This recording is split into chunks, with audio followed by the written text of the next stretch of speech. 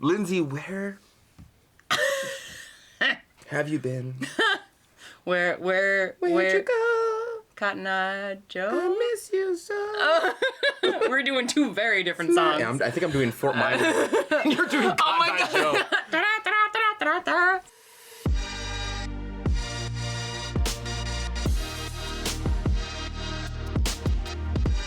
This is The Mud Peddlers, a podcast where two nerdy ceramic artists share the behind the scenes of their worlds of clay. We are your hosts, Lindsey M Dillon. And I am Donte of Earth Nation. Anyway, I was in Japan. You sure were in Japan. Yeah. Where were you? I have a lot of things to update you on that happened in 2 months. Okay. All of which I don't want to tell you now because it'll become a Donte heavy episode. Okay, so we're going with me first? Yeah, so we have to, and I'll sprinkle stuff in. Guys, I was in Japan and it was fucking awesome. No trash in the streets. No, actually, no, for real. It was, Yeah. I mean, again, like, it was interesting because... I've been there, it's crazy.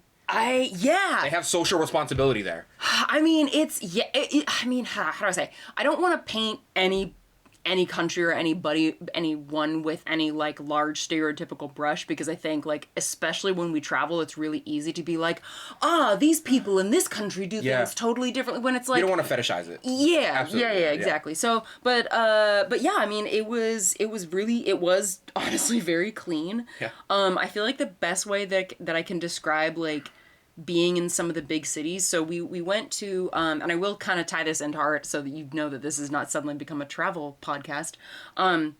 So we went to Tokyo, Kyoto, Osaka, Nara, and Kobe. Can I say I appreciate that you just said it normally? Can I say that? What do you mean? Well, some people come back from, like, Hawaii and they start saying, I went to Hawaii. Oh. Or they come back from Kyoto and like, I went to Kyoto. And you're like, stop. Oh. Stop it, Braxton. Yeah. Braxton. Cut it out. No, I mean, like, I'm trying to pronounce it, like, because I used to pronounce Osaka, and I think you're supposed to pronounce it Osaka. It's like Osaka. It's something like Osaka. that. Yeah, anyway, point being, so those are the cities that we went to, and I feel like the best way that I can describe what it's like is, like, if you go to any big city in the world, generally speaking, there's gonna be, like, a base skeleton of what the city looks like. Yeah. You know? And then you get, like, different countries get their own DLC skin. Does that make sense? Yeah. No, that absolutely. When you play a different video game, and you're like, this is the same video game, but I like it more with a different skin. Yeah, but not like literal skin. We're talking video game, and it was, like, I feel like the things that I noticed the most were, like, how do I describe? So just the visual culture was obviously, like, really different. Like, signs being oriented differently, everything being super compact. Like, I have never been in such a densely populated like area. Like, it like, I'm 5'8.5". One of the folks that we traveled with, who's, like, a good friend of ours, mine and my fiance's from college, is, like, 6'5.5". And this dude was, like, cramped because the spaces, like, some of the bars that we went into, like, we literally went into a Gundam bar that was, like, the size of my like, probably a little smaller than the size of the studio. Yep. And so it was really interesting having everything be really condensed. The fashion was so fun to see.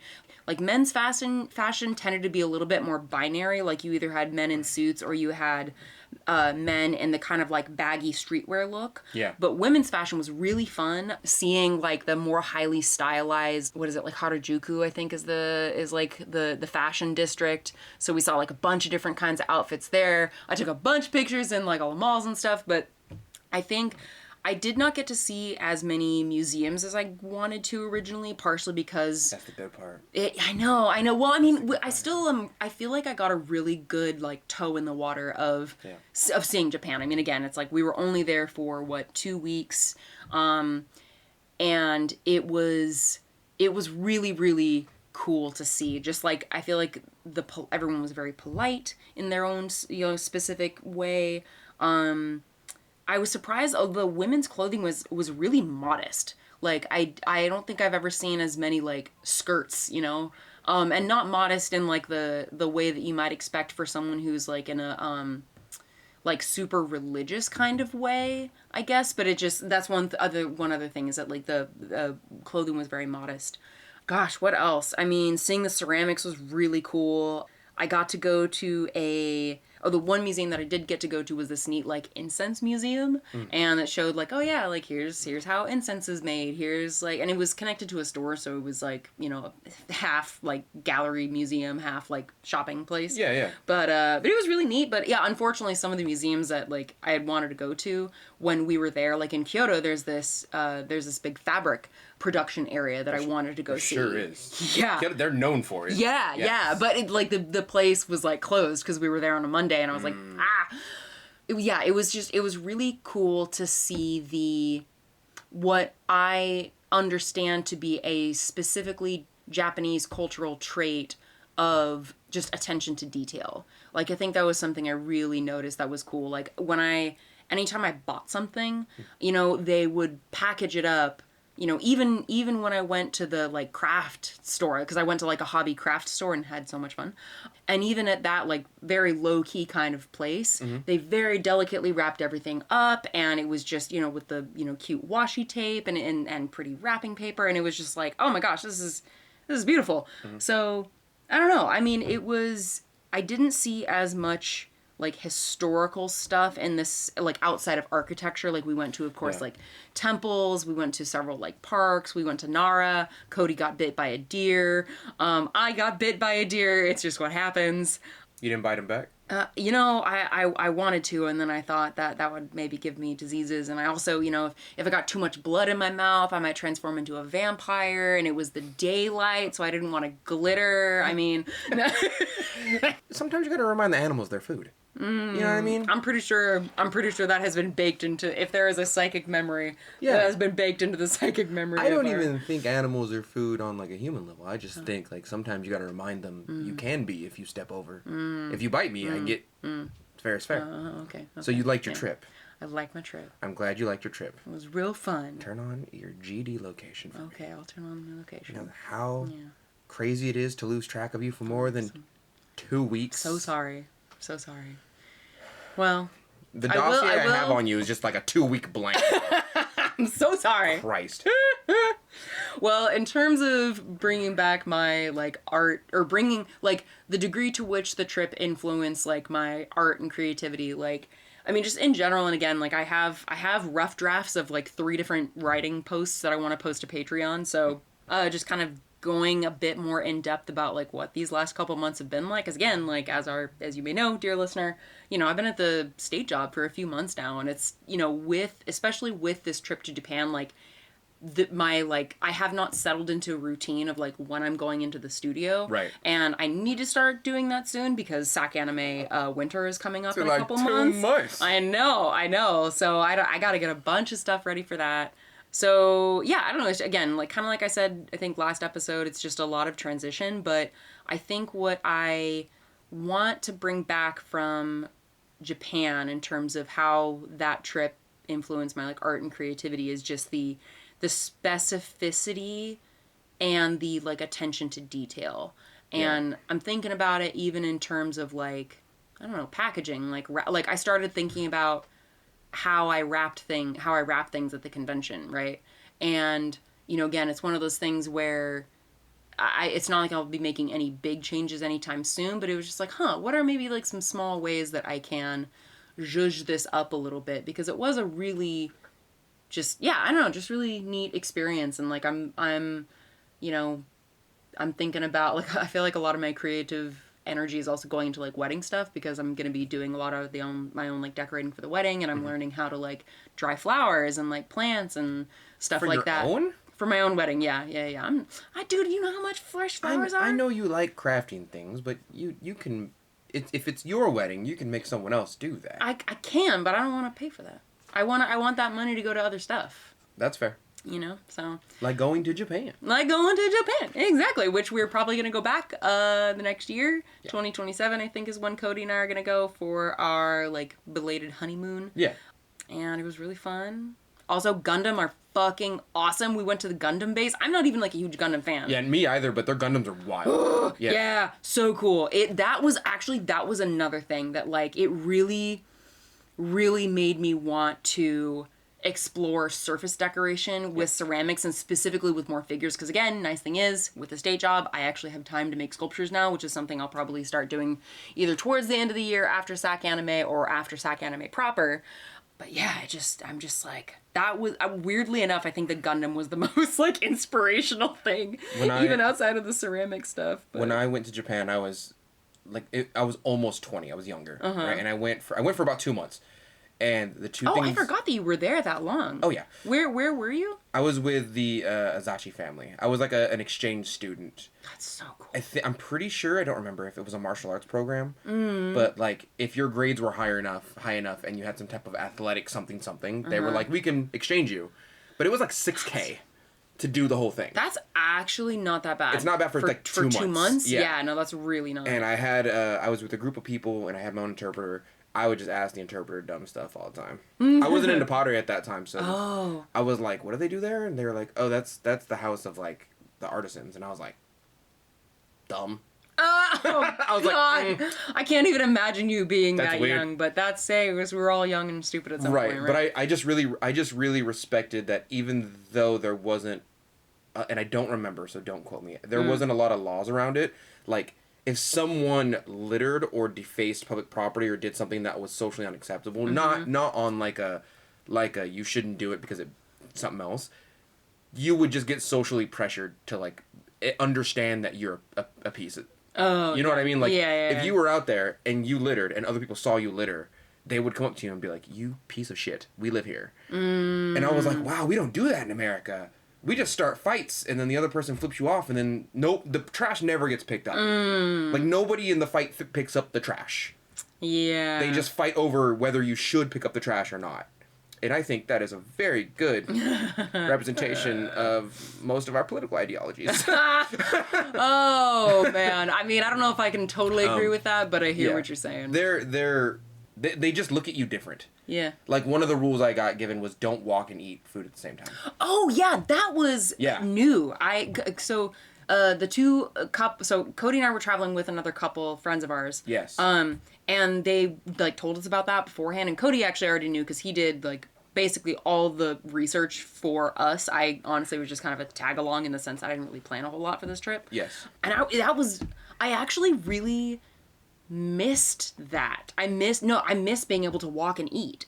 Like, because in my mind, like, man, being able to just, like, stroll around a park with, like a freaking ice cream is great. And that was one thing that I wasn't as fond of that particular, like, cultural norm. But, sorry, I cut you off. What was your experience with that? The thing that was strange with me about that is that, and we'll get to ceramics soon, I swear. Yeah. The thing that was strange about that to me is that there was vending machines everywhere. Yeah. With, like, food and other stuff in them. And then there were hideaway spaces to eat everywhere. Yeah. So the accessibility to sit down and eat wasn't diminished. Like, in America, like, we cannot walk, like, 5 blocks right now without to find somewhere to eat. Like, yeah, we're in this neighborhood. Yeah, we're very, very spread out. Right. Over there, they were like, no, there's somewhere within like a 2-block radius that you can sit and eat if you need to, because we kind of have that social rule. That's what I liked about that. Well, I think that I don't even know if it's like a social, well, I mean, it's not a rule. It's probably partially a social rule, but in terms of like, they're also just, it's social contract. And it's very dense. Like yes. It is Tokyo, for instance, is an incredibly dense city. So Small. There are and like different, one building can have like 10 floors, and each floor is a different store. Yep. Or you can have one 7-story Don Quixote, which if you don't know what that is, listener, go look it up. Don I got to go to the Sega building when I was there, and I got fun. to see the video games before they came out. That's right. And it was right when, like, I think Tekken 3 or 4 was coming out. Mm-hmm. And I was, like, telling my friends on MySpace, like, I played Tekken 4 before you did, Like, oh my God. For $0.25 in an arcade. And then they're like, how is it? And I'm like, it's the same exact game with a new skin, just like Mortal Kombat. Yeah. It's the same exact game they keep selling us. Yeah. Gotta stop buying those. Battlefield. Yeah. Call of Duty. Yeah. I'd say that, but I haven't played any of those games. I play them, and I'm like, this is the same okay. game. Yeah, what we really want is, anyway, what we really want is, like, quality of life mechanics. So, like, if they just updated the game in a way that made the systems better and higher quality of life, we wouldn't have to go to Battlefield 6. We would have just kept playing 5 with, like, a better way to play. Yeah. but they realize they can sell a 6. Yeah. So. Speaking of quality of life, one of the other things I appreciated is being able to go into any like konbini or convenience store and just like get like a little onigiri, you know, a little rice ball, and or like a little seasoned egg, you know, or just God, like the fast an actual snack, like an actual like healthy, not hyper processed snack was like. I mean, don't get me wrong, they had the hyper processed snacks as well, and I ate them and they were delicious. They're a different animal, but it was really nice to like be able to go into some of these stores and just like pick up something quick and like relatively healthy. You know? I lost weight when I was in Japan when I went. Just because for 2 months, and it wasn't bad food, like it all tasted fine, but for 2 months nothing, like my body didn't have trouble processing anything. And so it was weird because I would get for the amount of money we paid to go. Yeah. I would get vouchers every morning at every hotel I stayed in. Oh, okay. So the hotel would be like, hey, you're staying with us, here's a breakfast voucher, you go get breakfast with the other kids. Okay, yeah, right? yeah. For a good 2 months they were like, do you want rice porridge or fish and rice or like, you know, and I was like, this is weird. And then I ate it and I was like, this is my body loves this. I don't know what this is. And like, it's just fish and rice, dude, for breakfast. And I was like, I don't know what you're doing to your fish to make it taste clean, but my body enjoys it.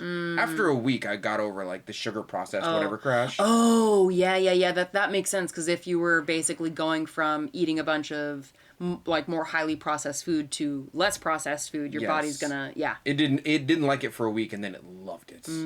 I was just not tired as much. We went to a place that sold American style food and they couldn't do it right because they refused to use all like the ingredients that are not good for you, and they were very. I have heard that if you go to McDonald's though, it still tastes like a McDonald's. It does. Yeah. Which makes sense because they want, and same with Starbucks actually. We did get Starbucks. Starbucks wasn't a thing when I went there. It wasn't like a big thing. Really? Yeah, I didn't see a lot of Starbucks there when I was there. Wow, dude, there were Starbucks everywhere. When I was a kid, it was like, I was like, oh look, a Starbucks, and then the rest of my trip, I went to, I think 5 or 4 different cities. There wasn't one in most of those towns. There was a Starbucks though, for sure. There was, I think it was the Nintendo building was next to a McDonald's. And so I got curious, got a McDonald's, got a large. It was a small to me. Yeah. And I was like, even the fries taste cleaner. Like, I feel like I'm number 50 in line for the oil today instead of 2,000. Okay, so I have to tell you some stuff. Okay. Let's play 3 truths and a lie. Ooh! Okay, Abel's pregnant. Wait. No. That's the lie. Yeah, okay, yeah, it took me a second, but I'm like... I'm bad at this game. Unless y'all are opening up your relationship. It turns out I can just will my vasectomy away. Ah, okay. If you think hard enough, I can get rid of my autism and vasectomy. Ah, okay. Simultaneously. Great, love that. Someone told me to align my chakras. Oh, okay. And I did. Take some Tylenol. And I took Tylenol. Yeah. And now, actually, I have double autism now. Oh, okay, and that negates it. Ultra instinct autism. Because 2 negative come up. It's been clear now that you cannot tell me 2 truths and a lie. Yeah. You were going to New York. I'm bad at that game. I'm sorry. It's okay. It's hard to lie to people. No. Because I look at them like... so that's the lie because the face you're making right now, and I go. It was pretty funny. Yeah. Okay, so you went to New York for the Mocha Diffusion workshop with Clayscapes. The group, if you're listening to this, the group was fantastic. It's weird to show up in front of people because some people give me a blank stare, like, who are, and this is gonna sound rude. They're like, "Are you the guy who's good at pottery?" And I'm like, "Yeah, I think so." And then you can see in their eyes, they're like, only old people are good at pottery, and you're not old enough. Oh, interesting. Like, you can't be the guy that they don't know anything about me. And then the other, like, 80% of the group is like, oh, you're Donte. Yeah, like, I know exactly who you are. And both groups stare. Both groups stare at you, and you're like, which one is it? Ah, right? Okay. Yeah. Like, who are you? Versus, like, I know exactly who you are. Oh, interesting. Yeah, because this was your first time teaching, like a 1 day... Or no, I guess it was a 2-day workshop, right? Or was it just one day? It was a 1-day workshop. It was like 3 or 4 hours. We had a hangout afterwards. I really would love to know how... Or maybe you'll get into this a little bit later, but, like, I do want to ask, like, how was it different than teaching, like, a multi-part class? I'm really curious about that, but do you have something else that you want to get to first? Well, yeah, I mean, Mocha Diffusion, the thing that I was teaching specifically wasn't necessary. It wasn't necessary for it to be multi-part, I would say. So everything that I taught them, like, I made it my goal to be in front of them and go, I'm going to talk to you for 2 hours. I'm going to show you things. I'm going to show you demos, slides. I'm going to show you the opposition. I'm going to show you my part. I made sure to talk about the acidity thing on my YouTube channel. Go check it out. And, like, they understood by the end of it how to do mocha diffusion, the misinformation around mocha diffusion, viscosity, how to control it a little bit more, and then we talked about some other things that you can and can't do with it. Right? Like, by the end of it, they understood all of that. How long did it take you to create the outline for the class? 1 night. Jesus Christ. How many hours?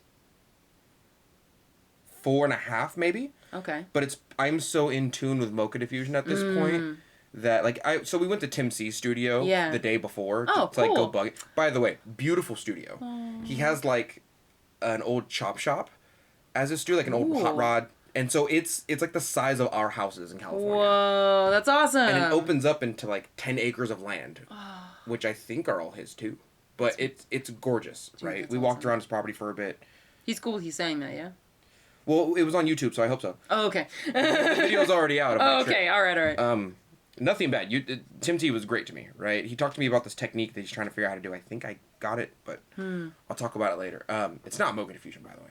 But everything I went through when I got there, I was like, my goal is to, by the time I leave, you understand exactly how to do mocha diffusion. You will have no questions about it, and everything from this point forward will be new information to me. By the time you leave, you are at the level of mocha diffusion that I am at, right? So anything that you discover off mocha diffusion, tell me, and then we'll update the information. Yeah. I pulled up the Google AI, I put up Google, and I was like, Google doesn't know. Google's full of shit.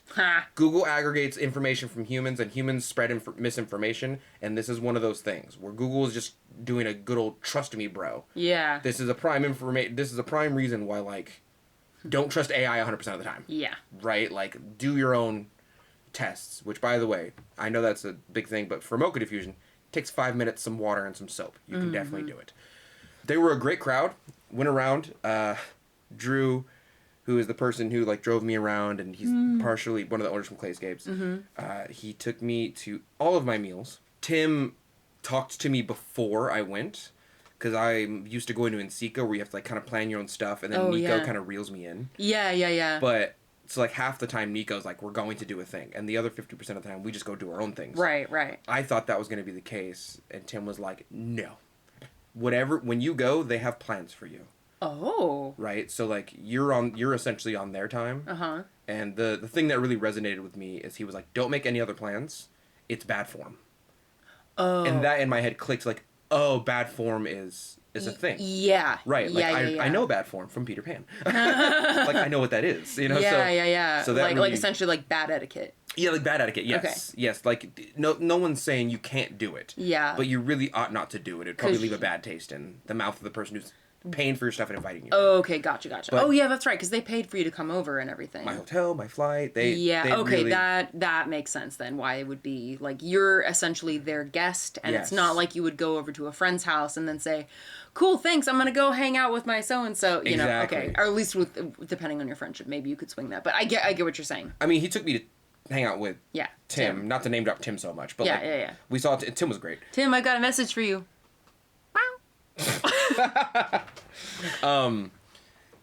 And it was just great. The first, second, and third day, he took me out to eat all 3 days.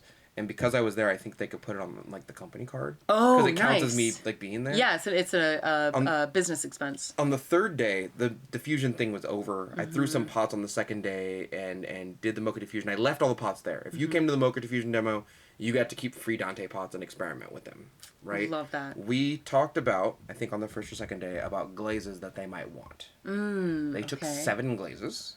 Holy shit, dude. Nothing is set in stone, but 3 of them are planned to be kept by them. This is in addition to Red Lotus? Yeah. So technically, I've redeveloped at least, I'm pretty sure, one of their glazes for them. Red Lotus is my glaze that I developed. Right. And then I gave him 7 other glazes.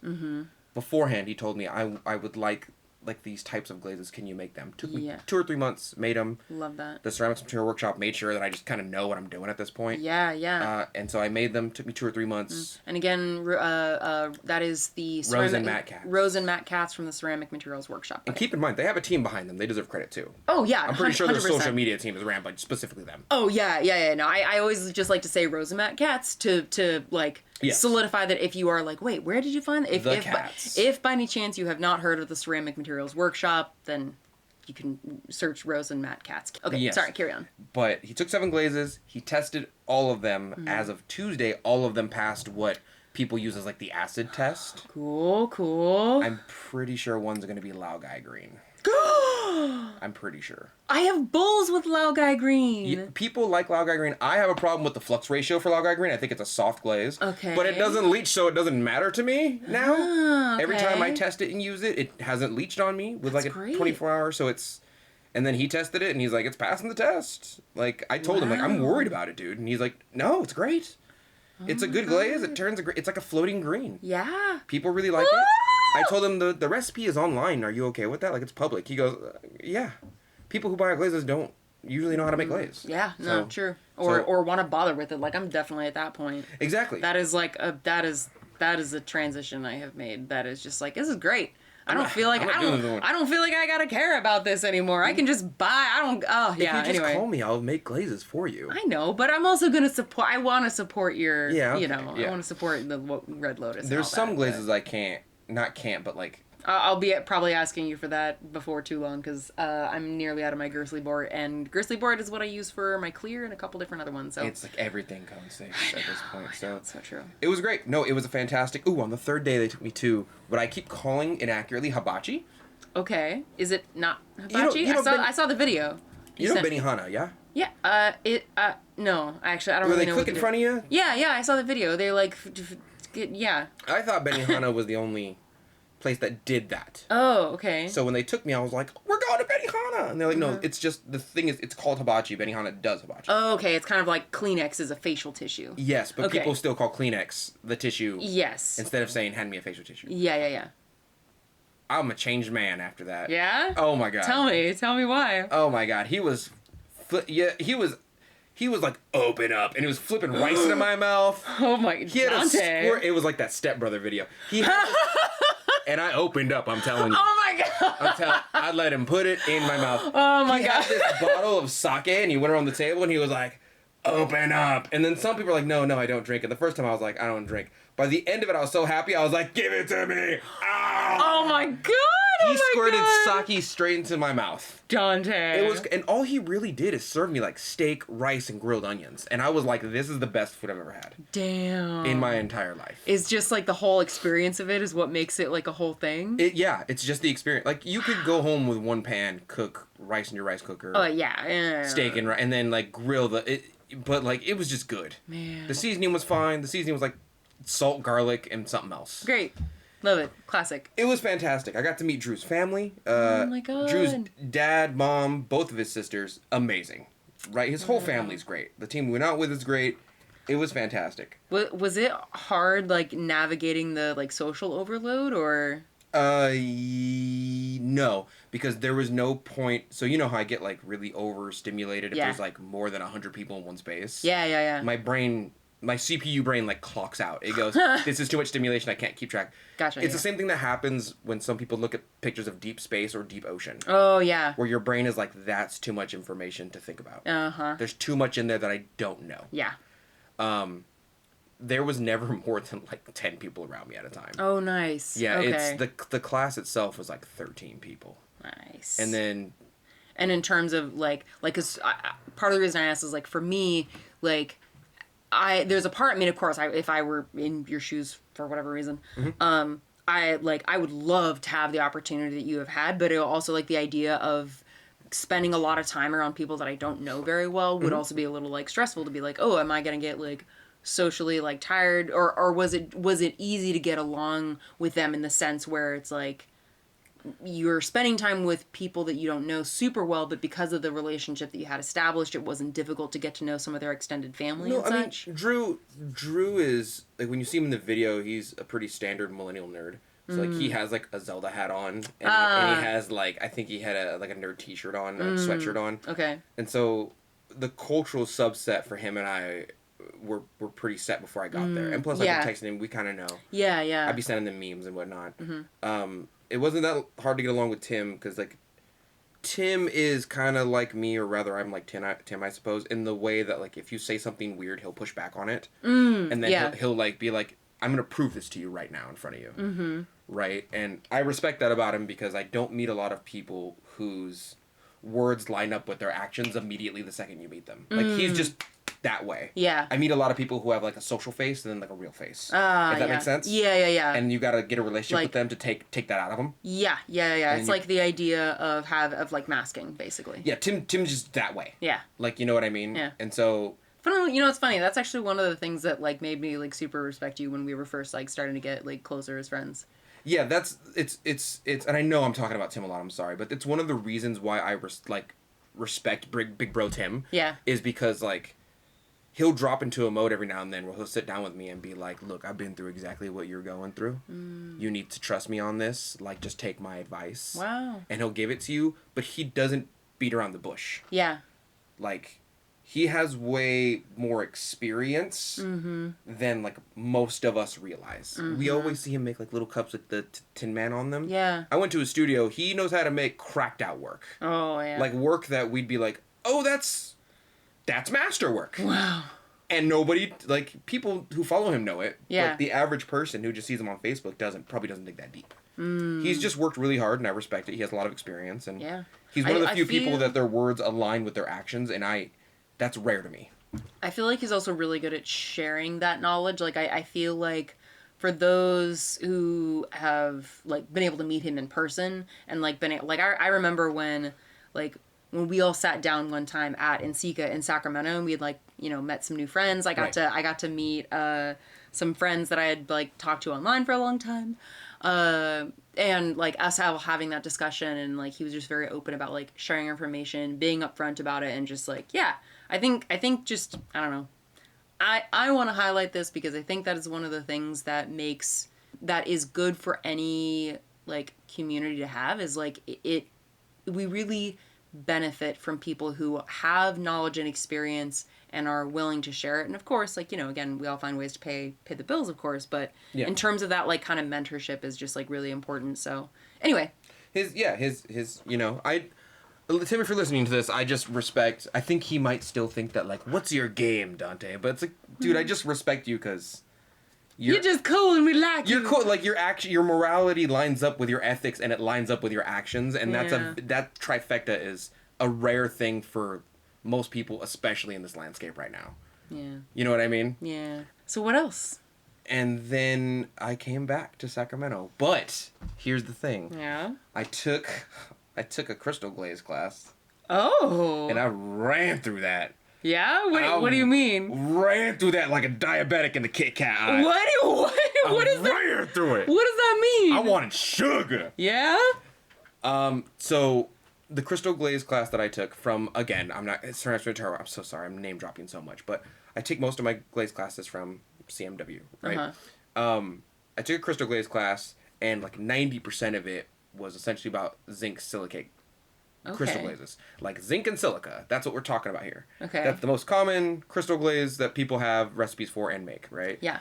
And of course, my hipster ass was like, I don't want to do that.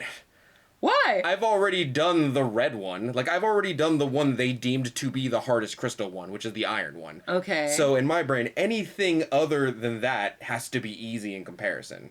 Okay. So there was one that was like a semi-matte or a matte alumina titanium crystal glaze. Okay. The cool thing about it is that because it has so much alumina in it, it's relatively stable. That's good.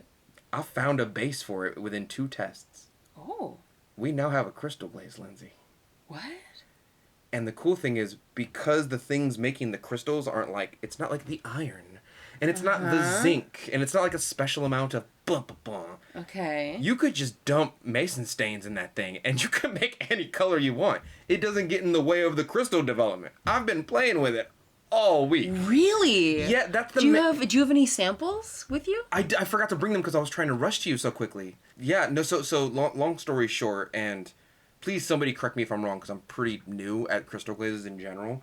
The majority of the glazes you're going to see online are like zinc silicate crystal glazes. Okay. They require low amounts of silica and alumina, and they require zinc. And for some strange reason, a certain amount of zinc makes the crystals, and then people put long holes in them at the bottom. Boom, boom, boom, boom, boom. Right, and then of course you can make crystals out of any alkali earth. Okay. Right, because I've been taught by them, am a firm believer that iron needs to be counted in with the alkali earths. Okay. Right, so as like part of the flux ratio. That being said, I knew I can make crystals out of iron, right? Because some other folks disagree with that, right? They disagree that iron should be counted. Yeah, but they're like the same folks who think like boron is a flux, right? And like I believe boron's a glass former because I read the blogs. You're giving me the I don't know face, but it's okay. No. I'm just finding it interesting because it's like it's minor disagreements, but it's always contextual. So like if you talk to a scientist, they'd be like boron is a flux, and then if you talk to me, I'd be like, well, no, boron is a low temperature glass former. It makes it look like you're lowering the temperature of the entire glaze because you're putting in a thing that is lower temperature to melt, right? So like. What a flux does is it breaks the chemical bonds of things to make it easier to melt the glaze. Yeah. Boron is just low temperature to begin with. It doesn't it doesn't do none of that. Huh, interesting. Right. Okay. At so least, it's kind of like what it is versus what it does. Yeah. And it kind of... That's important to me. Okay, yeah. And it's important to me because I can kind of move things around. So like, people will be like, iron is a really powerful flux. I believe, because of CMW, that it's not. They've shown me significant proof, along with my tests, that iron starts to decompose at like cone 4. And you can see it. It'll like bleed. Right? And so I think that's the visual indicator. The second they said that, I was like, that's what's happening to me. So I went out on a journey to figure out all the things of iron. And so now I count iron differently. And because of it, I've made the hard glaze. That's my whole thing behind it, is people are like, and I'm like, cool, but I'm doing the thing you're not doing with the iron the way you say it's working, and I'm saying it's working a different way. So if I'm doing the thing and you're not, maybe try my way. Interesting. Okay. You know, I don't want to be too ham-fisted about it, but it's like... No, I mean, I hear what you're saying in terms of like, you're trying things differently. I think science is just catching up, really. I think that we discover new things in chemistry and glaze chemistry like every other month. And so a lot of people will take a batch of information from a book and go, it works this way forever and ever. Yeah. And then CMW comes out and goes, well, we found out that it actually works this way. Yeah. And then the old heads go, And it's like, well, information changes, but I try to keep up with that information. Yeah. And as I do, my glazes get better because the information that I'm finding is relatively accurate. And if it's not, I test it. So, you know what I mean?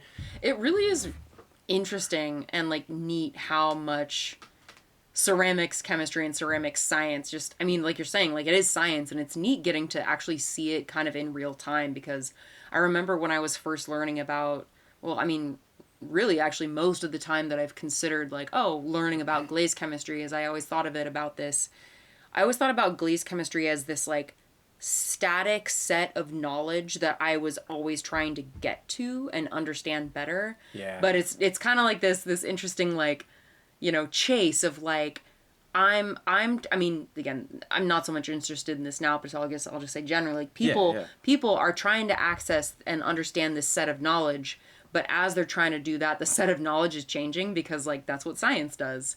That's how science works. And that's really kind of, like, cool to see, like, yeah. And please, if anyone's listening to this podcast right now and you're like, that's not, especially if, like, CMW's listening and they're like, no, Donte, that's wrong, please correct me.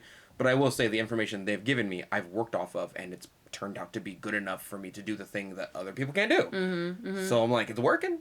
So part of their presentation was, there's a glaze that you can have. It's a crystal glaze in, like, the matte region. And they didn't go too far into it, but they're like, we think it's like titanium alumina something.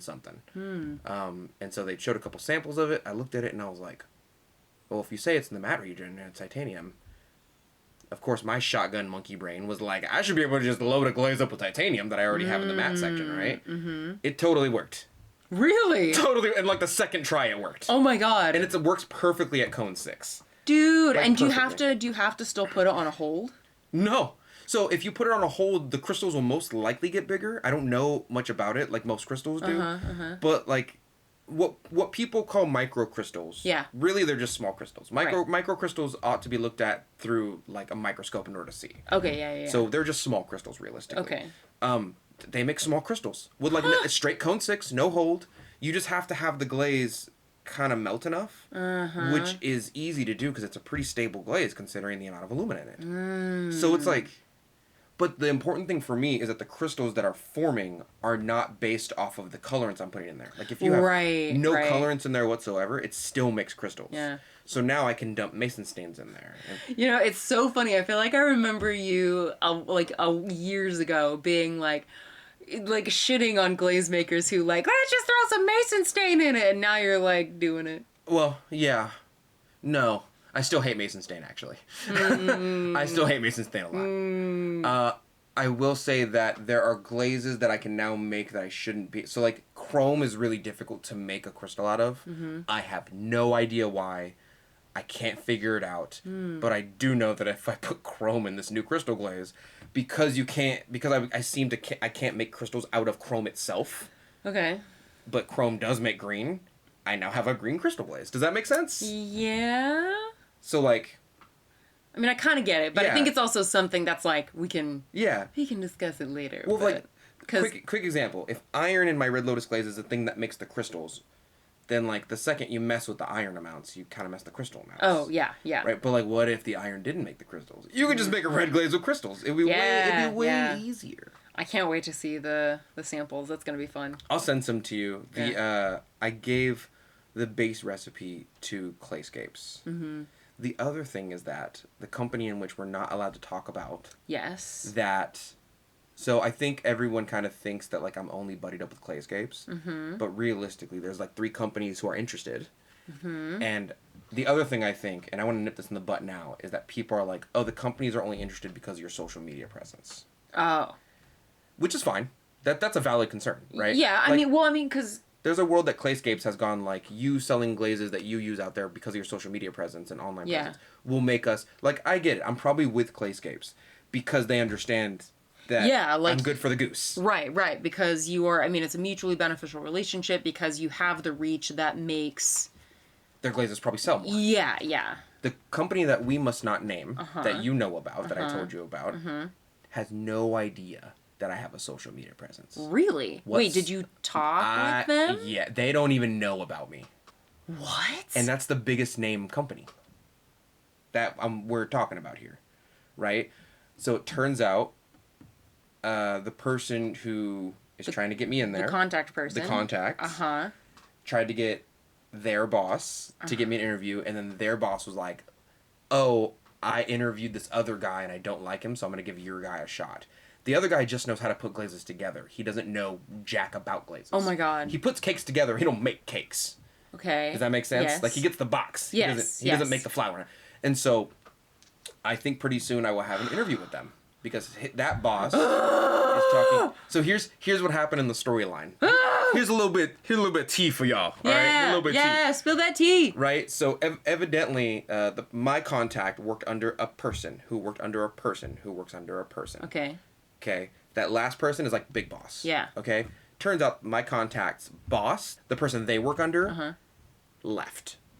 Oh. And so that person's boss was like, guess who you are now that person. So that person my contact went up the chain once. Yeah. And in the meeting, they were like, listen, I got this guy named Donte. You gotta give him a shot. Okay, he's not the best in the world, but he's probably like one of the better options I can think of, especially in this area. Especially for the pay he's going to ask for. Because we'll talk about that later, because I know what you're saying. But I you listeners cannot see how my eyebrow is disappearing into my hairline. That's how suspicious I am about this. Trust me, it's better than you. Fucking better be. It's still like 5 times more than I make now. Okay, which is a lot. We'll talk about things, but carry on. We're not even counting you anyway. And so that boss was like, you know what? You're solid. I trust you. I'm going to give this guy an interview. That dude got sick for a long time. Oh, no. He just got back And then my contact was like, my guy is waiting in the wings. And he goes, let me talk to my boss. That boss talking to that boss is like, we're setting up an interview right now. So I think I just want to clear this air because I got a couple messages of people who were like, "Are companies just working with you because you're on YouTube?" This one doesn't even know I exist on YouTube. That's amazing. In fact, if I got this job, I could quit YouTube. Oh my god. I won't. Mm-hmm. But that's how. Oh my god. Like based this is. Why? I'm curious. Why is it? Because I have some assumptions for myself. Yeah. But why is it important for you to clarify that they're not seeking you out because of your social media presence? I think there's people out there who think that my accreditations come from my social media presence alone. And this is something that was opened up when I got to my classes that I teach at Sun City. Like when I got there, people were like, I looked you up on YouTube. All you do is make little cups and bowls. And so I made what we call a fuck off vase. Yeah. Where it's like a big decorative 2-foot fuck you vase. Yeah. Right? Just to show you like I'm not more of a YouTuber than I am a potter. Oh, Guess, so it's essentially the idea of like, oh, okay, he's got a bunch of followers, but does he actually know his... Does he have the chops? Gotcha. And so what I have to do is I have to get on the wheel for 2 hours and be like, can you do this? No, shut up. Like, I just have to be fisted about it, right? Yeah. The problem is the people at Sun City kept leading the dog along. Yeah, so I remember you talking about that. I make cups and bowls, and then I was like, let me make this 2-foot tall vase that's very decorative and fancy. And then they're like, well, you don't know anything about glazes. That was the wrong fight to pick with me. That was the wrong fight. Yeah. And so I now developed the clear the class uses on whole. They stopped buying clear. I make all their clear. Yeah. Okay? Yeah. We make two different versions because of crazing. Yeah. And then after that, they were like, well, you don't know how to sculpt. And so I Yeah. made a sheep. Yeah. Right? And then it was like, oh, but bigger things. And then it's I like, you don't remember make bigger sculptures. And then I made a big, like, Jack Egan type sculpture. And now they're back around to like, why did you stop doing pottery for us? And I'm like, you mother effers. Oh my gosh. You mother. So I realized that I'm telling you, I'm not competitive, but I'm petty. No, I mean, I hear what you're saying. I'm also just like wondering, Yeah. like, ooh, do you want to, I mean, they don't listen to this podcast, do they? They know. I've said the same thing in front of them. Oh, Like okay. the same exact thing in front of them. Okay. And so when every now and then I notice somebody online will be like, he's getting the goods because he's popular online. But it's like, no, the company that I'm talking to that I don't think anybody listening to this besides you would know isn't even in the hobby sector of ceramics. Yeah. And even they are like, wow, you're really well trained in glazes. And I was like, yeah, I took ceramics material workshop classes, and they are pretty good. I know what I'm not the best, but I keep up Yeah. I'm reading their blogs. I take their classes. I keep up on the information, you know? And so when I talk to their clays chemist, he's like, wow, you actually know a lot for a child. Because he's like 70. Oh my god. He's like, wow, young child, you know quite a bit about glazes. Wait, so you did an interview with... I haven't done one yet. With No, I thought people you were talking. saying that like, oh, but you know a lot of... I talked to him, but I haven't done an interview. Oh, gotcha. Okay. Those are okay. different. Yeah. Okay. Right? And so, I just wanted to clear that. Okay. Because, like, the one thing I shall not have you do is question how hard I've worked for what I have just because you think I'm extra popular. And if you challenge that, I will get very petty about it. That being said, I'm not competitive. I've had a couple run-ins of people who are like, you think you're better than me? And I'm like, I don't even know who you are, dog. I'm not gonna lie, I don't know your name. I didn't know you worked for this company until just now. Yeah. I'm not gonna lie. Yeah. If you think anything I say is about you, I promise it's not. I'm not competitive. I am petty. That's all my stories. Yeah. Oh my promise. gosh. That's great. I mean, I that's interesting. That's different than what I thought you were going to say. Yeah. But it makes sense now why you said that. I was thinking it was more along the lines of like, again, sometimes folks think that the only way to have a successful career in the arts or in ceramics is to have a large online following. Yeah. And I thought that it would be like worth saying that no, that like that's not necessarily the case. Like that is one pathway, but it's not the only pathway. Yeah, like I have skill. I have a good amount of experience in comparison to a lot of other people, and I have an okay following. They're not mutually exclusive. It's like it's not like just because you have this, you can't have that. Right. I have a bit of both. Yeah. You know, like I've met monsters. I've met people who wash my experience and skill. Mm-hmm. Right? But, like, when I talk to them, we understand each other. Yeah. It's like, oh, you are where I was 10 years ago. Mm-hmm. And I like that. Yeah. You know?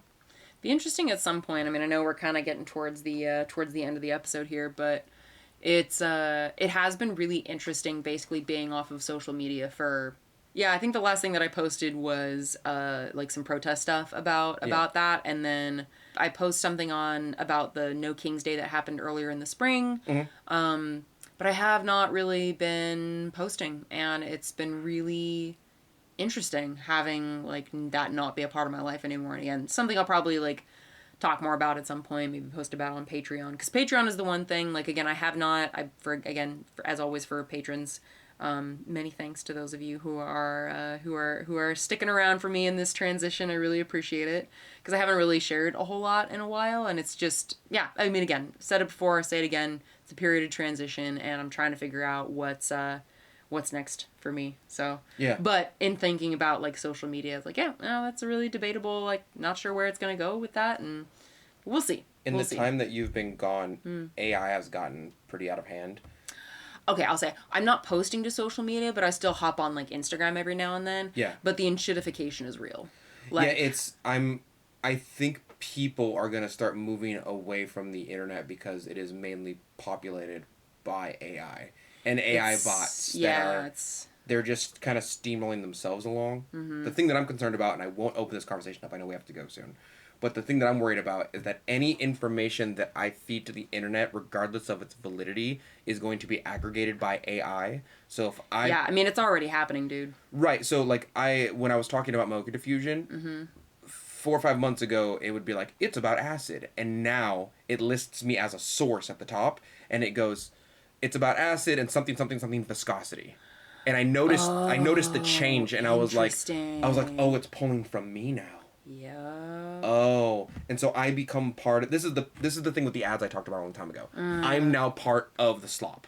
I'm now feeding the system that's feeding people slop, and people who don't have the skills to readily recognize if something's AI because they're not trained or they're just not into it.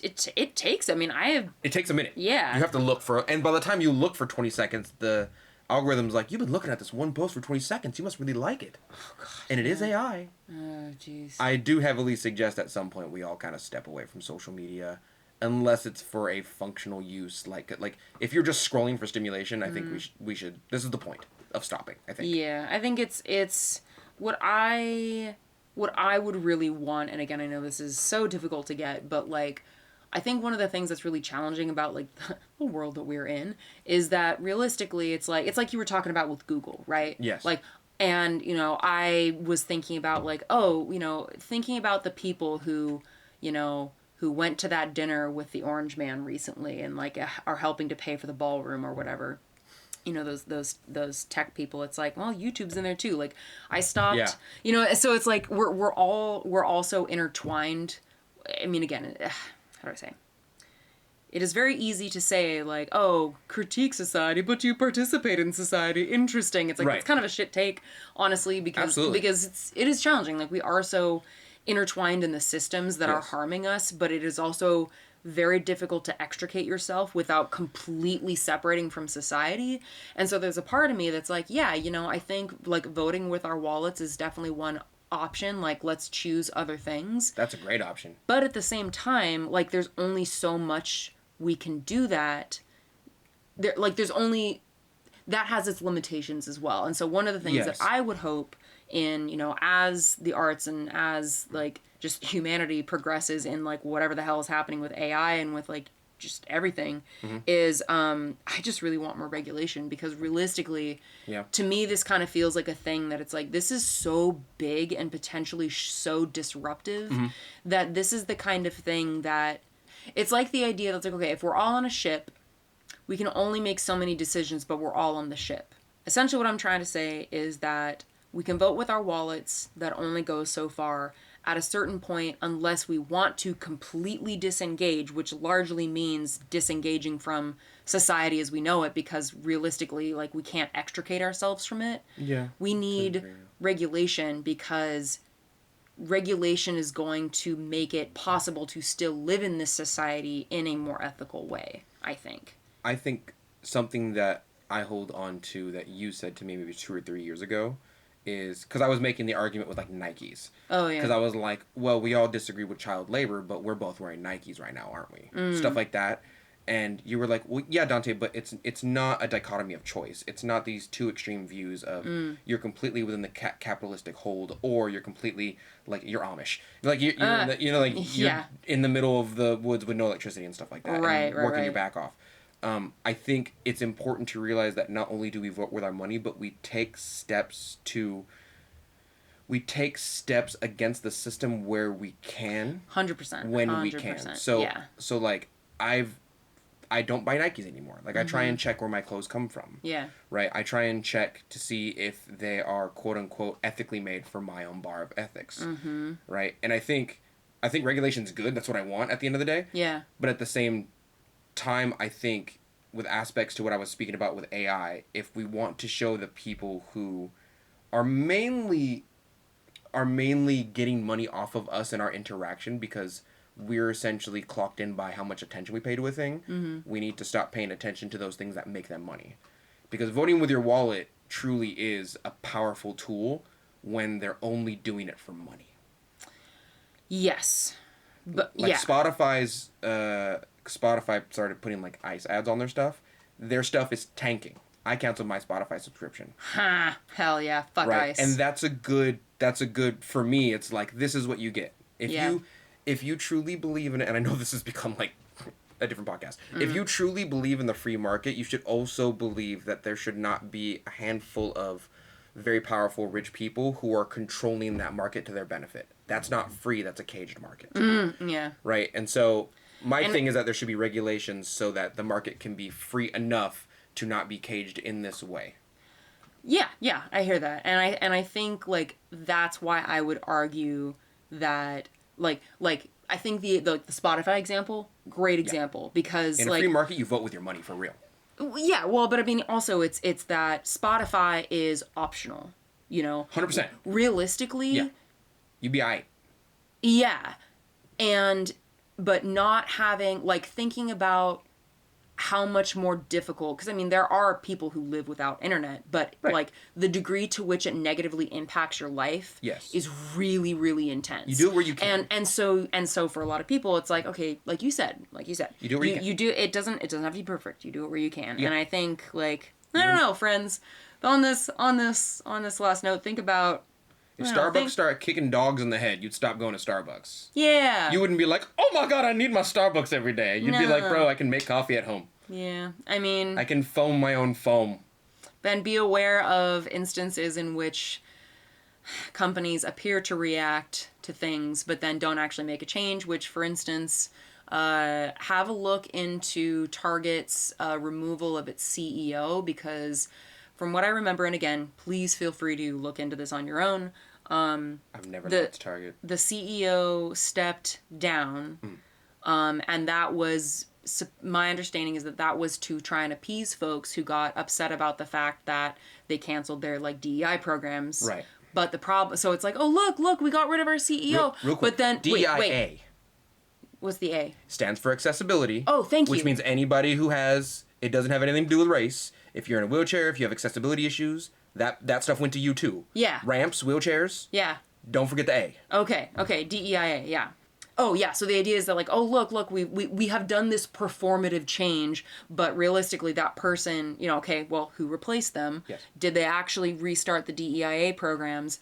And that person that stepped down from being the CEO is now on, like, the board of directors or something. And again, I read this in a New York Times article, like, a couple weeks ago, so I might be getting some of the details wrong, but essentially what I'm trying to say, and it's like, again, like you said, this has become a different fucking podcast. It's become a whole different podcast. Honestly, though, dude, it's like, I'm worried. We need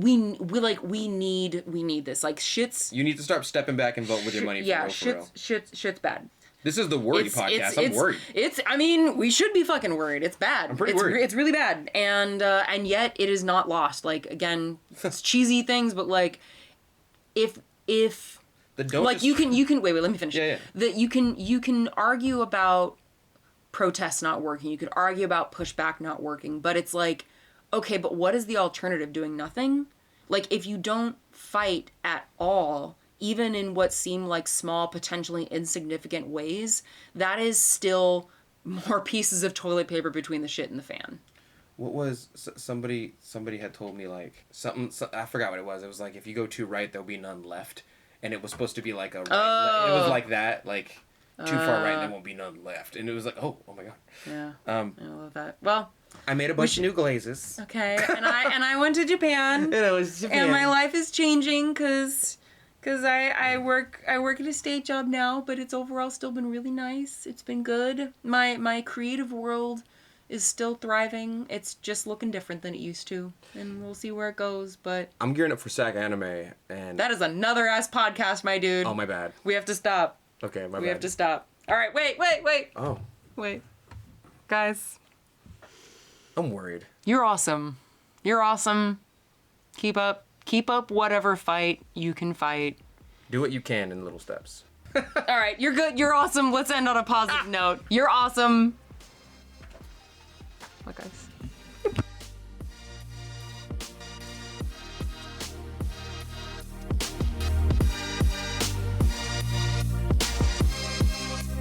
And that's it for today. Thank you so much for joining us for this episode of The Mud Peddlers. We would love to hear from you, so if you want to share your thoughts about the episodes or just see what Donte and I are working on in our studios, come say hi. You can find links to my social media at lindseymdillon.com. That's LINDSEY, M as in monster, DILLON.com. And you can visit my pottery shop or see what I'm working on at earthnationceramics.com. And you can find me all over social media at Earth Nation Ceramics. It's spelled exactly how you think it's spelled. And if you want to support the show, hear some bonus episodes, and see some behind the scenes of my work, you can support me and the show at patreon.com/Lindsey M Dillon. Thank you so much for listening, and we will see you next time.